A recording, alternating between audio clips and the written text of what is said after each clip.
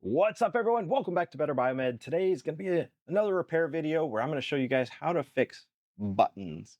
Buttons. I know it's not the most exciting thing in the world, but I promise you, you're going to learn something today. So let's go ahead and get right into it.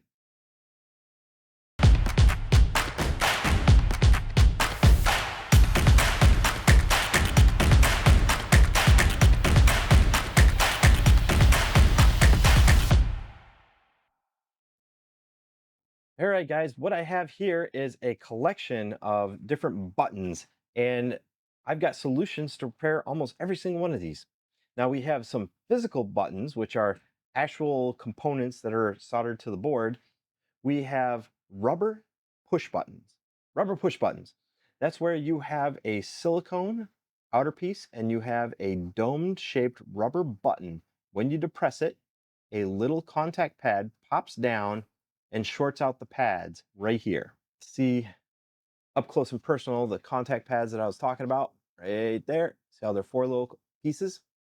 And on the underside of this guy right here, you can see that is a rubberized conductive pad, that black part right there. And what will happen is either you'll get fluid that gets underneath there because it's obviously not airtight. I mean, look at this, not airtight. So stuff can get underneath it and it will. And if that happens, then you will get, well, it'll just rot it out. And so the conductive surface is just carbon. Carbon and water don't play too well together. So it will absolutely destroy either the PCB or the push button or both.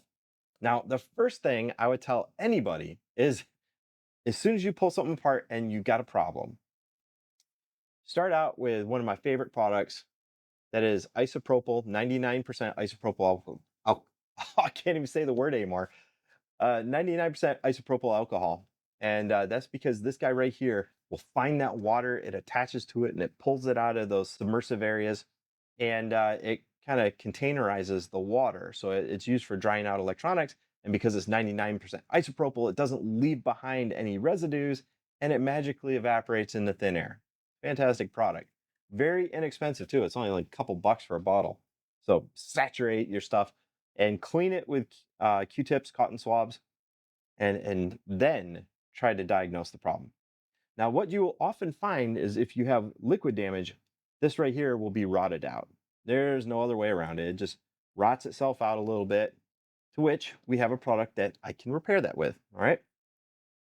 The rubber domes themselves are actually pretty durable. This is a Nintendo Switch controller, and Nintendo Switch controllers get hundreds of thousands, if not millions, of button presses if you're that hardcore. And they obviously aren't failing that often, except for maybe these guys. But the rubber push buttons, they're very durable. We see those, we've had those for the last 20 or 30 years. In fact, look over here. Look what I have here. We have rubberized buttons. See all these guys right here? Yep, that's what you get. You hear a little poppity pop there. So you either have a little micro switch button underneath it, momentary button, or you will have dome or membrane. Right? It's going to be one or the other. And I never know because I haven't taken one apart, but we have these rubberized buttons everywhere. Just know they can be fixed. They can be fixed, guys. So this right here is called a rubber push button. I can't find any cleaner definition of it than that because I've looked. Trust me, I've looked. And maybe it's because the Chinese websites that sell replacement parts don't know the technical terminology either. I don't know, but they just call them rubber push buttons. And that is their defining characteristics is a dome and a conductive pad, which comes down and shorts out the contacts. And that's how it registers a button press. So rubberized push buttons. Then I thought this was rubberized push button. I really did. This is a NVIDIA Shield remote, and I thought for sure it was because it even feels like it. It feels like it's a rubberized push button. Nope. This is what we call a membrane button. And even though it's got a silicone piece right here, and you can see it's got a little nodule that comes down and depresses one of these metallic domes. You can see it right there.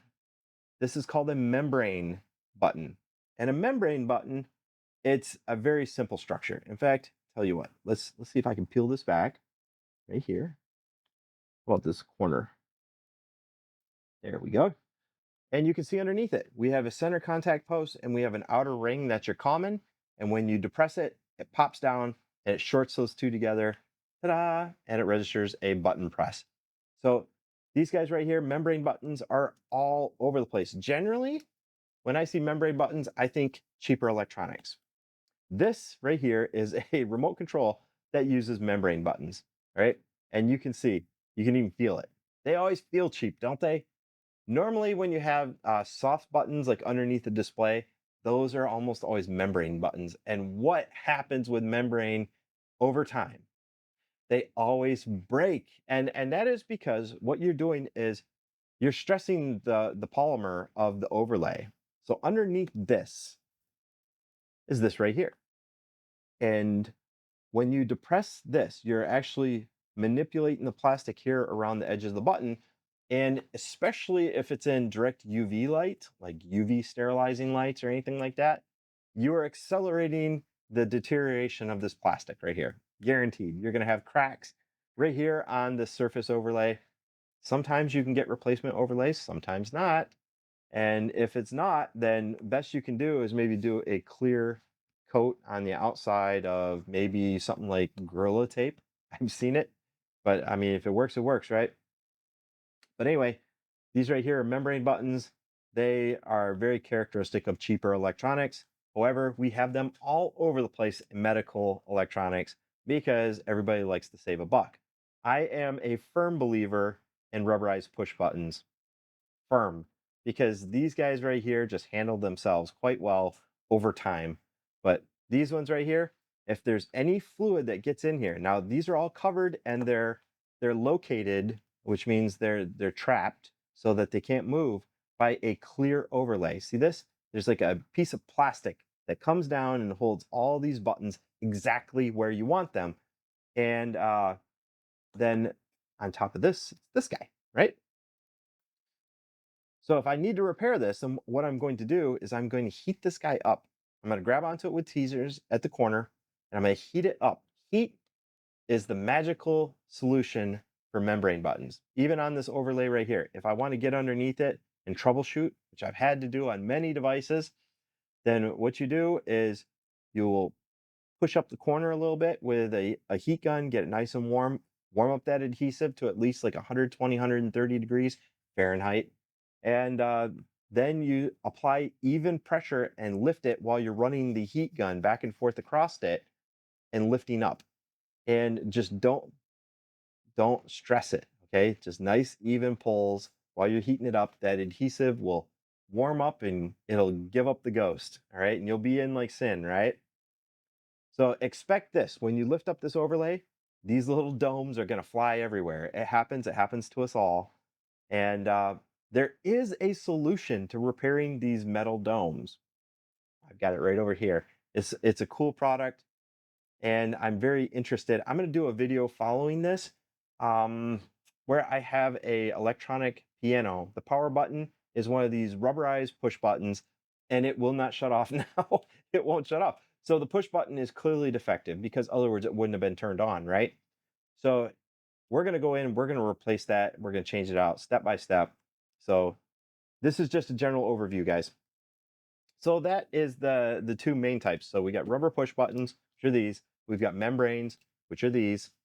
And then we have mechanical and tactile. So these ones right here, you hear them clickety clack. It looks like it's a rubberized push button, but when you get down to the meat and cheese of it down here, you can see some solder contacts and it is soldered to the PCB. Notice on all of these other ones right here, all these other ones that I pointed out, there is no soldering, okay? It's a surface mount type of technology, and that means that also technically you can repair it.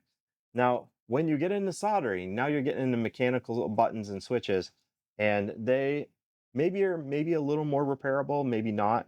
Sometimes they're hard to track down. Let's go ahead and take a look at these ones. You can see it's got the rubberized outer button. Now this is a hand controller to a either a Kenevo or a Pentero. I believe this one here is to a Pentero. And just one of my spare parts I have sitting around, you know.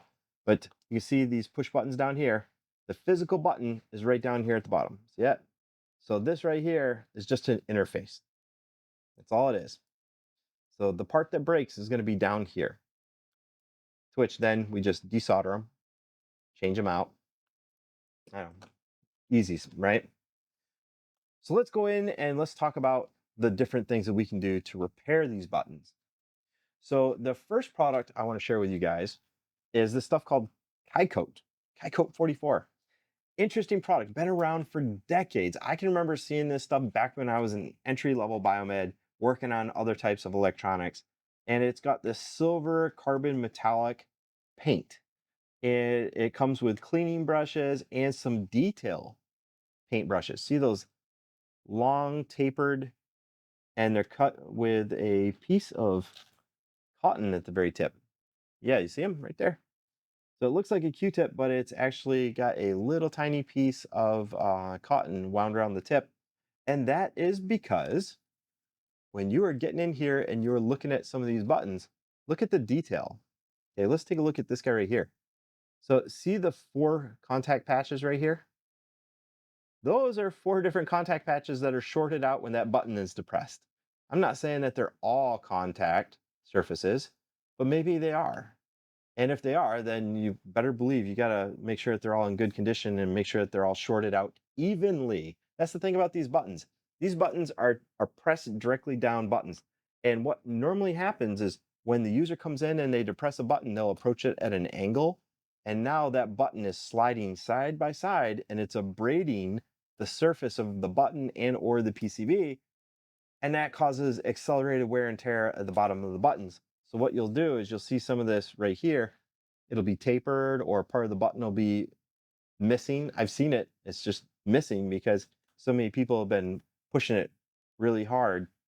So this paint right here, I guess from what I've seen, it can fix both the PCB contact surface and you can paint the bottom of the button.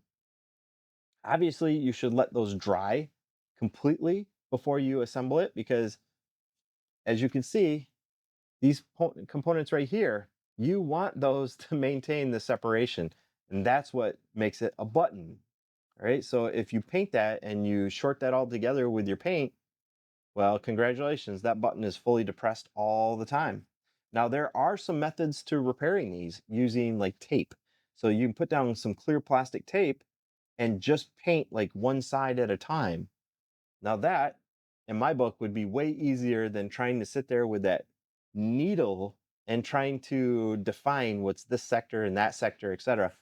So that's probably what I would do is divide it in 50-50, apply a piece of tape right here and then repaint those 2 surfaces and then do it the opposite side, put the tape on that side, now paint these over here. And that's how you would repair those. The underside of the button, self-explanatory. However, I'm a little bit of a doubter. I'm sure it's going to work, right? But here's the thing is when you are painting on a conductive surface, that means that it will never have the integrity of an original product. It just never will. So even when they say it's a permanent fix and long-term fix are 2 different things, okay? Permanent fix just means it is what it is. It's the best we can do. It'll ride until it dies, right? And a long-term fix is that, hey, we're going to do this the right way. It's going to take more time, usually a little bit more cost, but we're going to do it the right way and it's going to last a little bit longer and hopefully be as close to original functionality as possible. Now, this one here, given that you can repair both the conductive surface and the button, I'd say it's a good product, really good. Now, mind you guys, all these products that I'm going to be talking about here, in the video description down below, I will have links to every single one of them. This does not take up very much real estate. I mean, look at this. This thing's tiny. And if you just keep this in your consumables drawer, a day will come when you have something like fluid intrusion on a remote or something, and you go in and you repair it, and you're the hero of the day for a $9 kit. $9 kit. So, anyway, that's the Calcoat 44. Let's go ahead and take a look at our next one. Again, we're going on with the painting theme. That's the keypad fix right here. And it says right here, laboratory tested to 2 million keystrokes. Well, that's pretty impressive. But again, A keystroke, what they're defining as a direct up and down. Now, there are too many times, like even me holding this remote right here, I am not directly hitting it up and down. I'm hitting it at this angle right here because my hand is off to the side. Because I'm hitting it at an angle, I'm never going to get 2 million button presses because what we're doing is, like I said, every time you push on it, even by a couple microns, you're making the two surfaces do this when you're pressing it at an angle. So you will never get that kind of life expectancy from a painted on product. However, it is going to work, and you can see it's inexpensive. I think this one here is 10 or 12 bucks, and this does not take up very much real estate in your drawer. So if you have high failure rate of some remotes or something like that, or a device, you can clean it up appropriately, restore those contact surfaces, especially on the underside of these buttons, and get them back up and going. Entirely possible. Just thoroughly test to make sure you're not shorting out components. All right. All right. Next one. Next one. We have some replacement. Now we're going into physical repairs.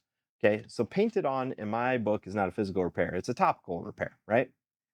Physical repair is when we're changing out components. And if we take a look right here, these are rubberized replacement pads for the underside of your rubberized buttons. You see that? And they come in all different dimensions. You see, these ones are small circles. We got large squares. We got a whole bunch of them. This kit right here is like $8 or $9 for this entire kit. Now, in order to utilize these, the way I would do it is I would depress the button like that. You can see it exposes your contact surface. And I would take a razor blade and I would cut that contact pad off. And you want to do it as smoothly as possible, not tapered. So make sure you cut it off as smoothly as possible with a razor blade. And then you find your replacement, the correct size, which these ones here are beasts, not the correct size. I do have a whole bunch of them in here, guys. Like that one right there. Let's see. We have a whole bunch of them in this kit. How cool is this? And then you glue it on and then you test out your button. That is a physical repair. Now, in my opinion, things don't glue well to silicone or to rubber. Okay. They just don't. Obviously, it can happen. In other words, we wouldn't have these buttons in the first place. But in my opinion, things don't glue well. Maybe I'm wrong. I would assume something like super glue would probably tack it down quite well. But anyway, those are the button replacement kits. Kind of cool. It's a physical repair. Let's go into maybe one of the best physical repairs, and that is a product called Button Works. Now, this is an independently made kit.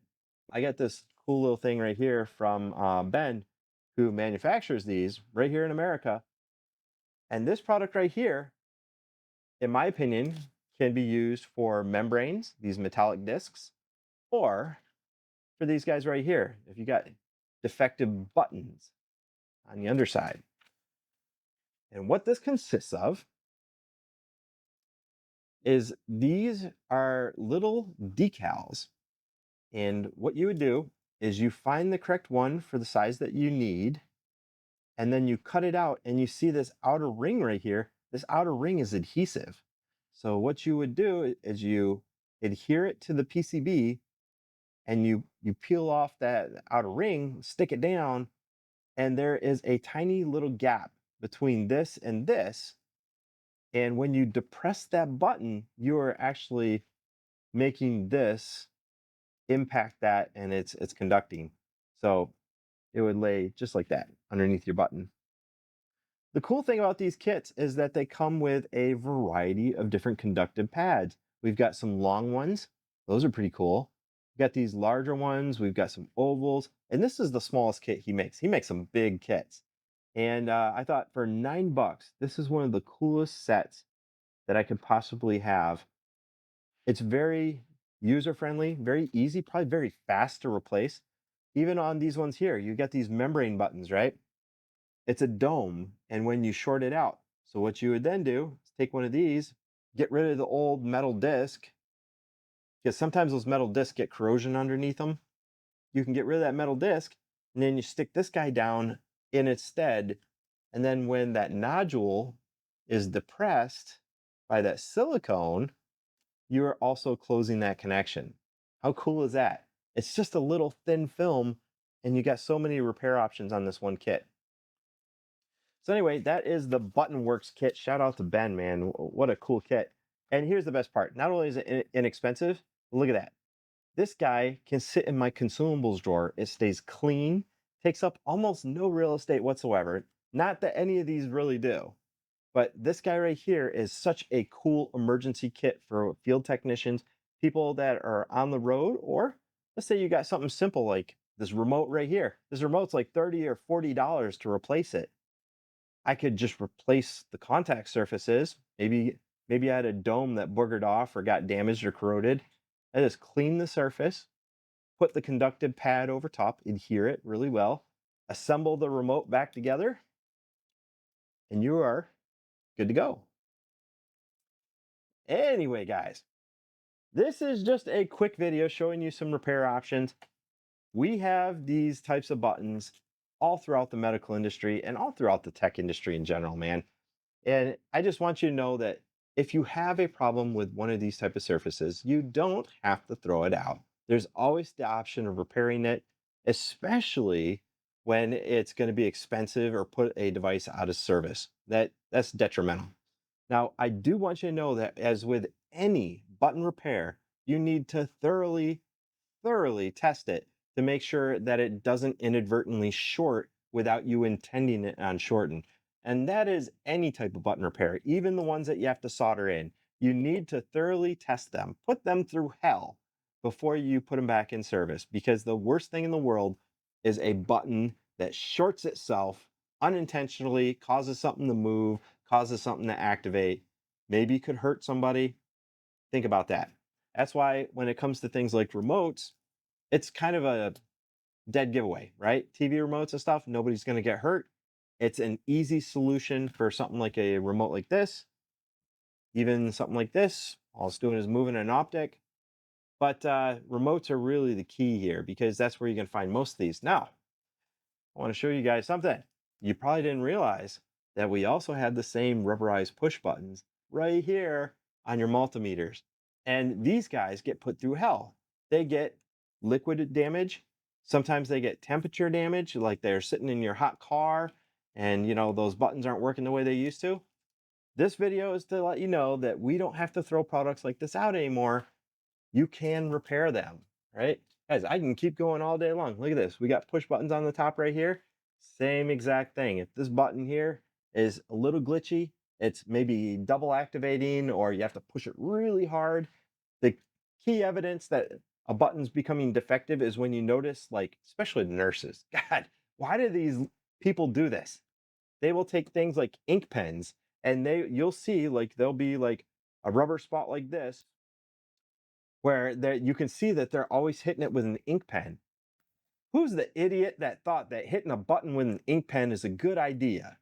But they do it, and when you're doing your preventive maintenance and you start seeing that somebody's pressing a button with a tool of any sort, that's your clue right there. Something's a problem there. Get some clarification, and then remedially train your staff not to activate buttons with tools. They are meant for fingertips, all right? No tools. Don't allow them to do it. Get in there, grow a set, go in and tell them to stop doing it, or else they're going to face damages, okay? That is gross negligence. So anyway, guys, that's a video on buttons. It's I know it's a little bit wordy, but man, we're going to do some videos following up and showing you how to actually change out these buttons step by step. And my electronic piano inside is going to be victim number one. Thanks for watching, guys. Hope you enjoy this video. If you do, please give me a thumbs up and stay tuned. We're going to do some repairs very soon.